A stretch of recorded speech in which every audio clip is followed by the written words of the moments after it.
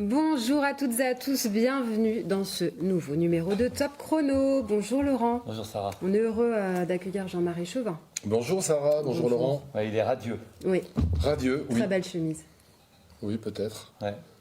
Mais radieux, oui, pas comme le temps hier, mais au niveau du cross départemental, oui, je crois qu'on peut être radieux et avoir le sourire, puisque rassembler près de 1300 jeunes collégiens et jeunes lycéennes dans les conditions actuelles, pour un cross départemental, pour les restos du cœur, pour remettre la dynamique dans les associations sportives. Ouais, j'avoue qu'on peut être radieux.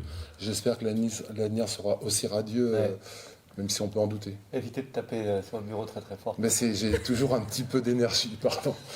Donc on rappellera, vous faites oui. tout, mais on rappellera quand même que vous êtes le directeur départemental de l'UNSS. Excusez-moi, j'ai parlé avant l'heure. Oui, c'est ça, directeur départemental UNSS. Ouais. Donc ça fait du bien ce cross. Ça veut dire que...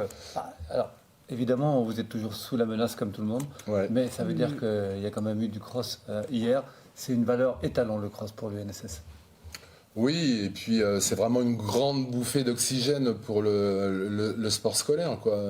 Dans le département de l'Indre, depuis une quinzaine d'années, on rassemble 1500. Cette année, on est un peu en dessous, mais au vu du contexte actuel, c'est pas mal. C'est vraiment...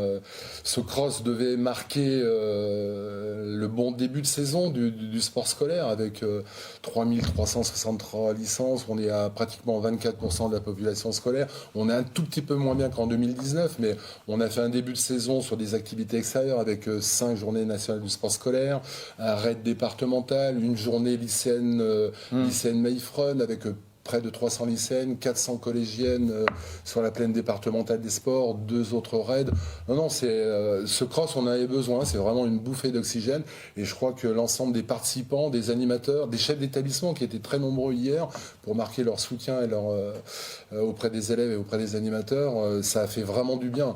Et même si on avait obligé, et c'est normal, le port du masque pendant toute la manifestation et même dans la chambre d'appel et après la course, et c'est pas évident, je pense qu'on l'a fait dans des conditions à peu près normales et c'est une opération bien réussie. Il faut une licence dans une association de collège ou de lycée pour participer. Oui, mais le service départemental, depuis de longues années, a fait de cette journée cross un événement promotionnel. Et donc, on avait une centaine de non-licenciés. On souhaite bien évidemment qu'ils prennent leur licence par la suite.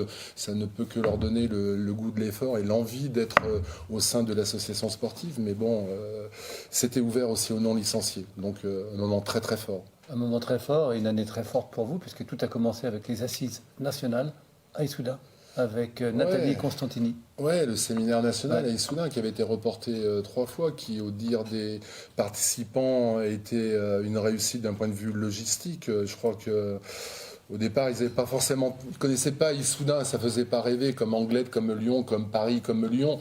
Mais je crois qu'ils ont cherché sur Issoudun, mais ils sont repartis enchantés de l'accueil réussi par la Dream Team. Et je crois que c'était une opération réussie. Avec Nathalie au centre de congrès, il y avait des conditions remarquables. Depuis, Madame Constantini n'est plus directrice nationale du UNSS depuis le début novembre. Donc on est un peu en stand-by au niveau de la direction nationale. Les candidatures vont intervenir prochainement. Donc voilà, une nouvelle page se tourne. Mais il y a toujours des projets, on va en parler. Oui. On regarde les images du cross d'hier et on va en parler après. Vous allez découvrir donc les images. D'accord, je découvre les images avec un superbe départ. Oui, c'est vrai. Allez, c'est parti.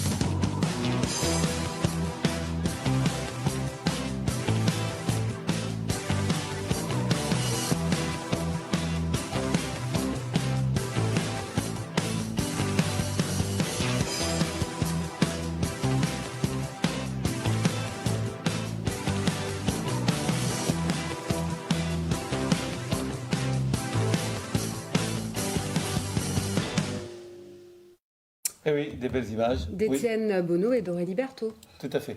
Voilà. Oui, je découvre parce que moi j'ai pas forcément vu beaucoup de choses hier pris par les tâches d'organisation, mais il y avait toute une équipe qui avait mis en place dès le mardi matin avec JB et sa classe athlétisme de Rosa Parks. Jean-Baptiste Brégeot. Tout le monde ne connaît pas JB. Et donc le matin une vingtaine de profs et ça nécessite un gros travail logistique et tout était en place à l'heure et donc on a pu voir près de 1200 coureurs sur le parcours et c'est vrai que ce sont de belles images. Donc il y avait un challenge également, sport et alimentation. Oui, parce que le thème, on courait pour les Restos du Cœur. C'était la 3e opération. On l'avait fait en 2019, on l'avait fait en 2017, et c'est avec grand plaisir que les Restos du Cœur ont été associés à notre manifestation. Plus de 500 kilos ont été récoltés par les associations sportives. Donc je pense qu'on remplit notre rôle citoyen que d'être solidaire avec les gens qui en ont besoin.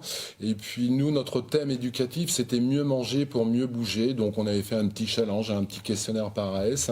Et c'est le lycée Georges Sand de la Chatte qui a remporté ce challenge doté d'un chèque de 100 € offert par le service départemental UNSS. Vous êtes vigilant sur la diététique des jeunes. Alors bon, l'émission est trop courte pour en parler, mais en un mot. En un mot, c'est vrai que l'UNSS a bien entendu volonté de promouvoir la pratique physique et sportive. Et on sait très bien qu'une pratique régulière amène à une meilleure vie, à moins de problèmes de santé. Donc on est en plein dans le domaine santé. Et ce, depuis le Covid encore plus. Donc voilà, d'où l'importance de remettre en mouvement l'ensemble des collégiens et des collégiennes au travers d'activités extérieures pour le moment, parce que les activités intérieures, je pense que ça va être compliqué, notamment les sports collectifs tels que le futsal, le handball et le basket, où les nouvelles ne sont pas forcément très rassurantes et très optimistes. J'ai été amené à repousser les rencontres du mercredi 1er décembre parce qu'on est dans l'attente de décision.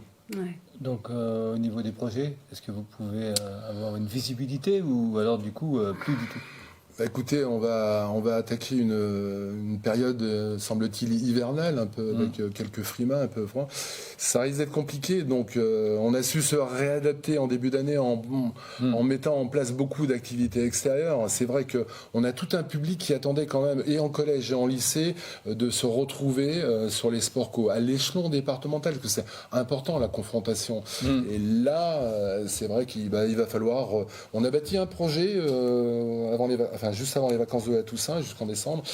Écoutez, là, on va se réadapter. On va peut-être s'orienter vers des activités extérieures, ou l'ergo-aviron, ou le biathlon, ou la course d'orientation, ou du VTT. Mais on fera pour mettre les élèves en situation de pratique, ce qui nous importe avant tout. Est-ce qu'il y a des finales nationales qui auront lieu dans l'Indre ? Ah oui, oui, le service départemental organisera 2 championnats de France cette année, un de tir sportif au centre national, et puis surtout le triathlon qui a été remis 2 années. On a fait une première réunion jeudi dernier avec l'ensemble des partenaires. On avait déjà bien travaillé en amont, mais bon, faut relancer. Pour le moment, les championnats de France extérieurs ne sont pas en danger, quoi. Donc, on espère qu'on va pouvoir enfin réaliser ce triathlon qui, dans le département de l'Indre, a toujours connu beaucoup de succès au niveau départemental. À chaque fois, j'avais une vingtaine d'équipes de collège et une dizaine d'équipes de lycée. Donc, et puis des finales académiques et puis d'autres journées promotionnelles. Parfait, c'est terminé. Timing terminé. Juste un petit agenda, Laurent, quand même, du foot. Oui, en amical, la mairie affronte Niort. Bon, c'est vendredi après-midi. Bon. C'est à huis clos. Un petit clin d'œil à Melvin Moreau quand même. Avec Melvin Moreau et Franck Zimmer qui remettent les gants de boxe. Et ce sera J1 samedi soir. Du rugby. Du rugby avec le RCI qui reçoit Auxerre, le RAC qui reçoit Guéret et puis la Chatte qui reçoit QC. De l'équitation. Oui, avec la Croix Diamant qui organise un concours, un challenge. J'espère qu'on va se régaler avec le rugby autant qu'on a pu se régaler samedi soir. Ouais. J'espère qu'au foot, on verra du football. Vous êtes optimiste là, pour le rugby indrien. Oui, on se régale pas toujours. Moi, je suis toujours optimiste. C'est vrai voilà. Oui, j'essaie d'être optimiste. Ça fait du bien. C'est ça. Ouais. Bon, on va rester sur ces notes d'optimisme, justement. Merci Jean-Marie d'être venu nous voir. À très bientôt. Laurent. Au revoir. Au revoir.